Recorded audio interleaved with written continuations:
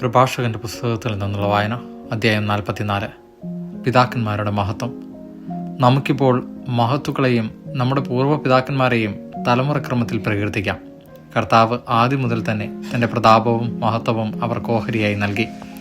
രാജാക്കന്മാരും കീർത്തിയുറ്റ ബലശാലികളും ജ്ഞാനത്താൽ ഉപദേശം നൽകിയവരും പ്രവാചകന്മാരും അവരുടെ ഇടയിലുണ്ടായിരുന്നു. ആലോചനകളാലും നിയമപരിജ്ഞാനത്താലും ജനത്തിന് നേതൃത്വം കൊടുത്തവരും വിവേകപൂർവകമായ ഉപദേശം നൽകിയവരും അക്കൂട്ടത്തിലുണ്ടായിരുന്നു. ചിലർ സംഗീതജ്ഞന്മാരും കവികളുമായിരുന്നു. വിഭവ സമൃദ്ധിയുള്ളവരും സ്വവസതികളിൽ സമാധാനപൂർവ്വം വസിച്ചവരുമാണ് ചിലർ. ഇവർ തങ്ങളുടെ തലമുറകളിൽ ബഹുമാനിതരും കാലത്തിന്റെ മഹിമയുമായിരുന്നു. ജനങ്ങൾ പ്രകീർത്തിച്ച പ്രസിദ്ധരാണ് ചിലർ. സ്മരണ അവശേഷിപ്പിക്കാതെ മാഞ്ഞുപോയവരുമുണ്ട്. ജീവിക്കുകയോ ജനിക്കുക പോലുമോ ചെയ്തില്ലെന്ന് തോന്നുമാറ് അവർ മൺമറഞ്ഞു. അവരുടെ മക്കളും അങ്ങനെ തന്നെ. എന്നാൽ അവർ കാരുണ്യമുള്ളവരായിരുന്നു. അവരുടെ സത്പ്രവൃത്തികൾ വിസ്മരിക്കപ്പെട്ടിട്ടില്ല. അവരുടെ ഐശ്വര്യം അവരുടെ പിൻഗാമികളിലും അവരുടെ അവകാശം മക്കളുടെ മക്കളിലും നിലനിൽക്കും. അവരുടെ സന്തതികൾ ഉടമ്പടികൾ പാലിക്കും. അവരും മക്കളും അവയ്ക്ക് വേണ്ടി നിലകൊള്ളും. അവരുടെ ഭാവി തലമുറകൾ എന്നേക്കും നിലനിൽക്കും. അവരുടെ പ്രതാപം മാഞ്ഞു പോവുകയില്ല. അവർ സമാധാനത്തിൽ സംസ്കരിക്കപ്പെട്ടു. അവരുടെ പേര് തലമുറകൾ തോറും നിലനിൽക്കും. അവരുടെ വിജ്ഞാനം ജനതകൾ പ്രഘോഷിക്കും. സമൂഹം അവരെ പ്രകീർത്തിക്കുകയും ചെയ്യും.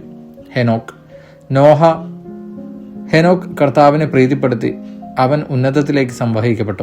എല്ലാ തലമുറകൾക്കും അവൻ അനുതാപത്തിന്റെ മാതൃകയാണ്. നോഹ തികഞ്ഞ നീതിമാനായിരുന്നു. വിനാശത്തിന്റെ നാളിൽ ഒഴിവാക്കപ്പെട്ട മുളയായിരുന്നു അവൻ. അങ്ങനെ ജലപ്രളയത്തിന് ശേഷം ഭൂമിയിൽ ഒരു ഭാഗം നിലനിന്നു.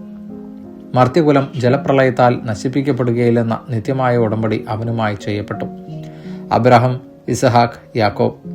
അനേക ജനതകളുടെ പൂർവ്വപിതാവായിരുന്നു അബ്രാഹം. മഹത്വത്തിൽ അവന് സമനായി ആരുമില്ല. അവൻ അത്യുന്നതന്റെ നിയമം പാലിക്കുകയും അവിടുന്ന് അവനുമായി ഉടമ്പടിയിൽ ഏർപ്പെടുകയും ചെയ്തു. അവൻ സ്വശരീരത്തിൽ ഉടമ്പടിയുടെ മുദ്ര പതിച്ചു. പരീക്ഷിക്കപ്പെട്ടപ്പോൾ അവൻ വിശ്വസ്തത തെളിയിച്ചു. അതിനാൽ അവന്റെ സന്തതി വഴി ജനതകൾ അനുഗ്രഹിക്കപ്പെടുമെന്ന് കർത്താവ് അവനോട് ശപഥം ചെയ്തു. ഭൂമിയിലെ മണൽത്തരി പോലെ അവനെ വർദ്ധിപ്പിക്കുമെന്നും അവന്റെ സന്തതി ആകാശത്തിലെ നക്ഷത്രങ്ങൾ പോലെ പെരുകുമെന്നും അവർ സമുദ്രം മുതൽ സമുദ്രം വരെയും മഹാനദി മുതൽ ഭൂമിയുടെ അതിർത്തികൾ വരെയും അവകാശമാക്കാൻ ഇടവരുത്തുമെന്നും അവന് വാഗ്ദാനം ലഭിച്ചു. ഇസഹാക്കിനും പിതാവായ അബ്രാഹം മൂലം അതേ വാഗ്ദാനം നൽകപ്പെട്ടു.